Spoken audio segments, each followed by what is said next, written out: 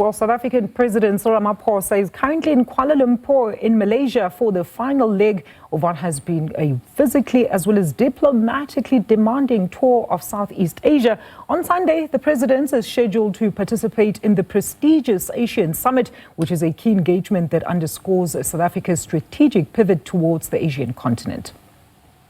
Now, this intensified focus on the Association of Southeast Asian Nations is a direct response to a fractured global economy amid the fallout from the trade wars initiated by the United States and other global powers. Nations are actively seeking to de-risk their supply chains and find new stable consumer markets. And South Africa is pursuing the very same strategy, viewing rapidly developing Southeast Asian economies as critical alternative hubs for trade as well as investment.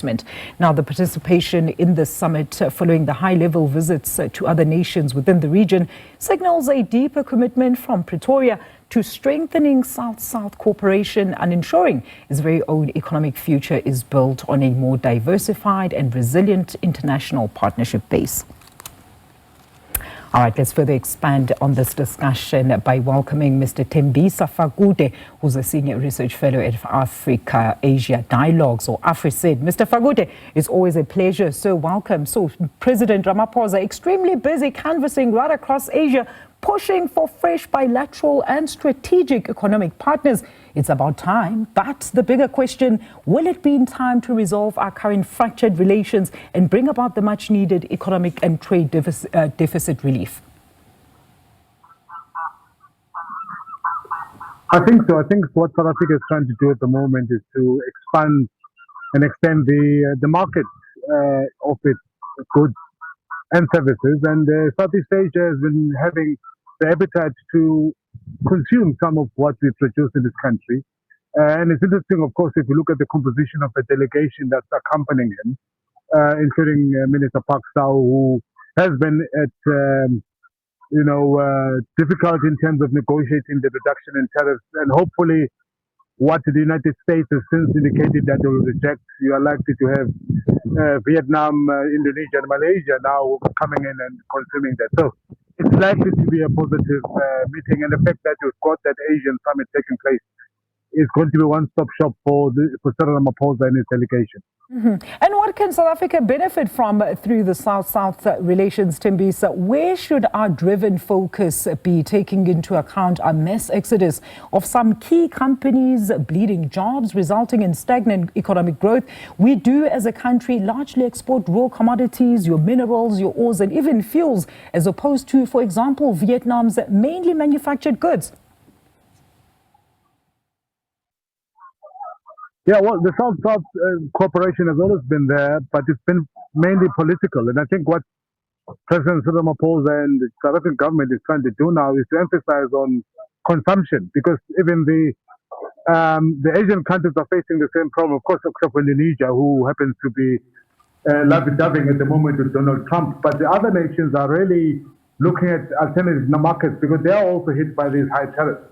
So this South-South cooperation is going to be moving from what it used to be, or traditionally it has been, which has been political. Now you're likely to see a political, and it shows the economic relations. And by the way, I don't know why it took us so long, because these are nations, not only do we share a language, which is important, but also it's not too far from where we are in terms of just going across the Indian Ocean into whether it's Vietnam, Malaysia, or Indonesia. And over the years, we've always been concentrating on nation, of course, the Atlantic.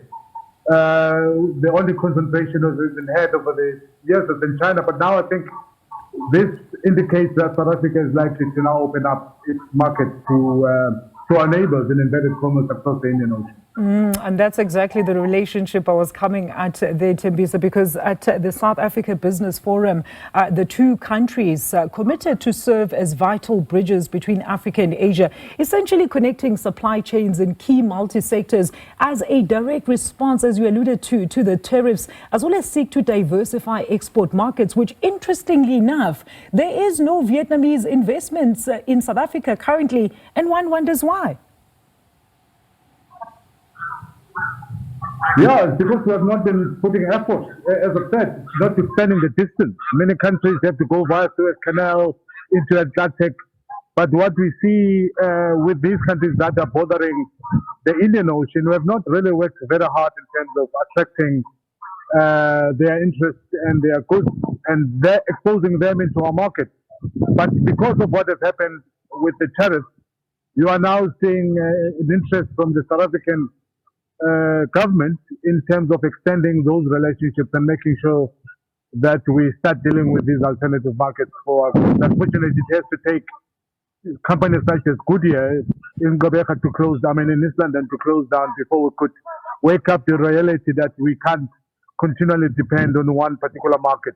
There are a lot of markets that are looking at our products, which, by the way, remain world-class, that can start consuming our market. And I think this is the beginning of things to come. And just maybe as a parting shot, Thembisa, I mean, the resilience, as you alluded to earlier, of the Asian nations, as well as some shared historical experiences with South Africa, should have long necessitated this economic cooperation, right? It shouldn't just be about transactions, though. No, it shouldn't be transactions. I think also cultural exchanges, the understanding of both communities or communities from both regions, I think is key. South African tourism is, by the way, underestimated. And if it is well marketed and exposed to these new markets, we are likely to have, not only in terms of the actual products that are exported into these countries, but we are likely to start inviting tourists. That in itself will encourage cultural exchange, political exchange, and the understanding of people, particularly from the Far East Asia, which has always been, by the way, one of our supporters during the days of apartheid. But I think we dropped the ball post-apartheid in terms of concentrating on strengthening economic ties and socio, political and cultural ties with this nation. Thank you so much for your time, Thembisa. I'm going to let you get back inside to those proceedings. That is Mr. Thembisa Fagude. He's the senior researcher at the Africa-Asia Dialogues on Cyril Ramaphosa's Asian tour.